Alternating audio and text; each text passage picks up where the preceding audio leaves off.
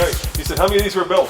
14,249. 14,000 were built. 14,249, of which 6,521 were built in 1967. And 1967, as you've heard, is the most popular year.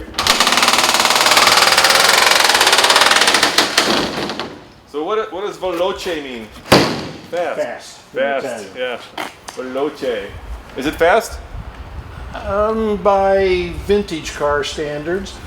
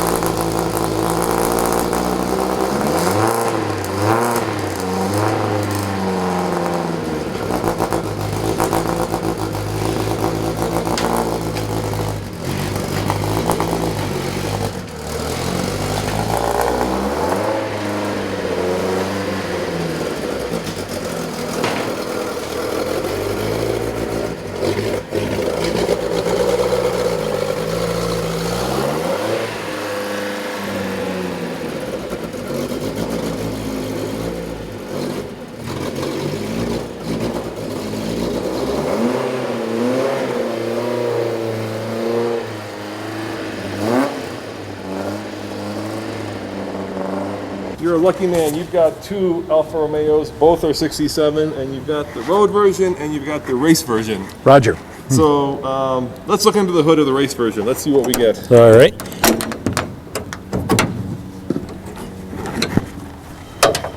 So this is the 1750. 1750. And I mean, is it just the size of the cylinder that determines the 2000? Just bored it out a little bit bigger. More, yeah. And as they did expand cubic inches, if you will, they did have to relocate how they bored in the basic block, which they did back in the day. And four-cylinder? Four-cylinder. Overhead cam? Twin cam. Yeah, not overhead. Yeah, overhead. Mm-hmm. Yeah, overhead cam, twin cam. Yeah. And a very free revving engine. Alphas are famous for needing to run at higher RPMs than you would another car. So you start to really feel the power, and it runs nicely, starting about 3,200. And for the race car, I see you've got a much bigger... big radiator. And nicer hoses, nice race-style hoses. Mm-hmm. And a tremendous amount of work in the suspension. And things like the transmission. It's got a Schwitter short-throw transmission instead of the standard 5-speed that you've got in a street car where you'd be moving that shift lever. Nice short throws. So what's it like smooth. to be on the racetrack with this? A lot of fun. A lot of fun, yeah. I love the exhaust note. It sounds fabulous for a four-cylinder. If somebody heard it, they'd be really surprised. It must have a free-flow exhaust as well. Actually, we've got a muffler on it so that you could take it on the street.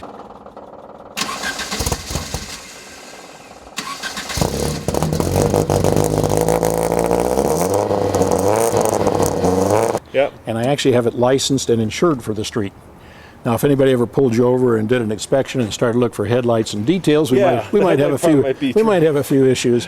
But the little wire mesh on the front of the car just looks fabulous. I mean, thank you. It says, you know, this is an Italian race car. It's seriously set up as a race car, as you can see with the roll bars and everything else. And that off switch, right, that just turns off electricity. Shuts off all the power so that it doesn't drain when you're not racing. And if you forget to do that, you'll kill your battery and be in trouble. And you've got a fuel cell in the back, and you've got a roll bar in the car. It's an all-out race car.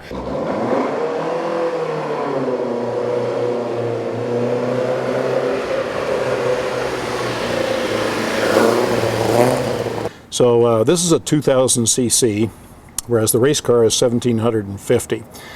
Both are race-prepared engines, And in fact, when I first bought this one, the engine mounts were billet aluminum, which caused it to be like a giant speaker in terms of sound coming through the car. Must have vibrated your fillings out. Yeah, and the wife wasn't going on any tours in a car that made that much noise.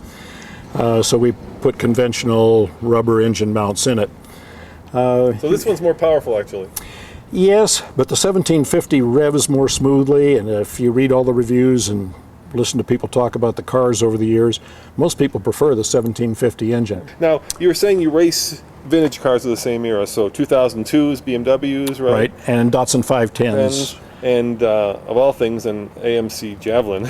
And of course, in B sedan these days, you're often racing against the Camaros, the Mustangs as Yeah, well. that's a lot more power. Because how much do you think this is putting out? 100? Oh, 50-ish? Stock, they ran about 125-ish, so Yeah. this is probably about 150. That's what I thought. Yep, about that range. And the handling on a short track gives you a big advantage.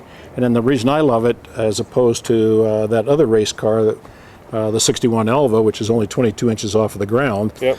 You've got some sheet metal, some roll bar, and some visibility with your Camaro drivers and your Mustang drivers so that they don't Run you over. run you over as you take them through the apex of a turn. The rules are, of course, once you're slightly ahead of the driver, Yeah. you own the turn, Yeah.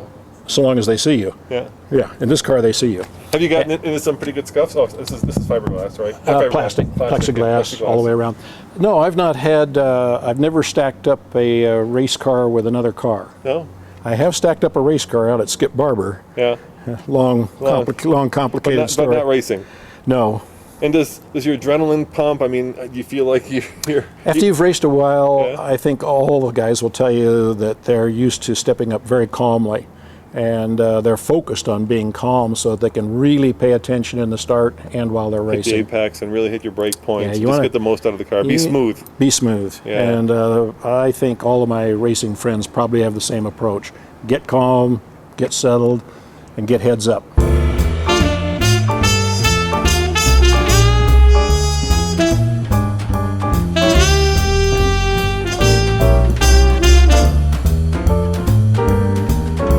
Do you think that there is a difference in terms of how hard people race because they are racing these classic old cars that, you said there were 13,000 of these, but I bet you out of those 13,000 a lot have 14,249, 14,000. 6,521, I stand made in corrected. 67. 67. But out of all those cars, probably a lot of them have ended up, unfortunately, at the junkyard at this point. Sure. Right? So there aren't that many of these left.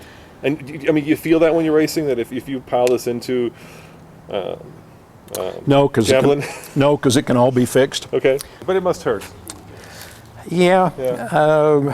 On the other hand, against racing really expensive cars like a Lola T70 or Aston Martin DB4 GT, It's not that expensive. you're under $50,000, and $10,000 goes a long way on fixing things, and racing is $1,000. Yeah, so it's not a cheap sport, and It's not a cheap But if sport, you but could- this is a cheap way to do you it. can do it. This is a cheap and fun way to do it.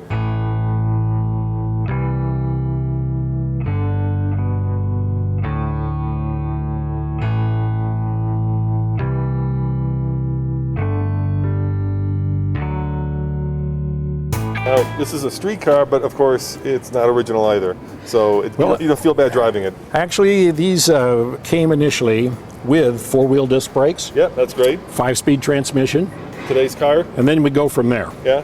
So instead of the cracked vinyl dash, why we have a nice suede dash, we've got the crinkle black finish on there and fairly decent interior. And then the suspension is all new and done, but it's fairly standard on this, unlike the race car, which is highly modified in suspension. This car- Windshield wipers. Which is Yeah, good. windshield wipers, and Rains. I've been caught in the rain 5 or 6 times in the last 30 days. So we've seen the windshield wipers work. Has it ever left you stranded? I've never been stranded in that car. How about that one? I let the battery die foolishly at a race last year once. Yeah. Went out, ran out of enough battery, and managed to pull all the way back coast into the pits. But I was out of the race. I didn't finish the race because we left the battery on. All right, last three questions. First of all, if you had to pick, which one would be the baby you'd keep? That one. Okay, so your heart's with the race car. Yes. Why?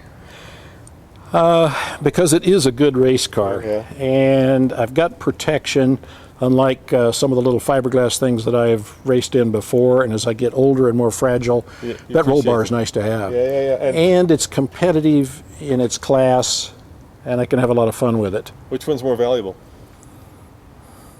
I would say the race car. But they're both, you said, under 50,000. Oh, way under. Way under. Okay. Yeah, way under. Under 50,000. So these are cars that you can get into without having to write big checks. Right. And These are not 300 SL Roadsters. They are not AC Bristols. what's your best moment of that one? Oh, I've had a lot of fun with that. Tell me you've passed a Mustang in it. Oh my goodness, we do that all the time. All right. There's a real nice guy, Bill, who drives one of the original Hertz Mustangs in our MVR. Yeah, the black and gold ones. Yeah, Bill's a gentleman, and we don't have much trouble getting by him. How about a Camaro? You'd be in trouble. Yeah? You might get by him through the turn, but you're going to get taken down the That's straight right. pretty badly.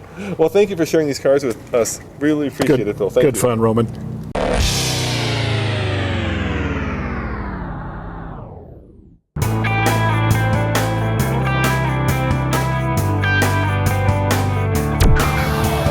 Yeah, I kind of feel like I'm outside of Rome.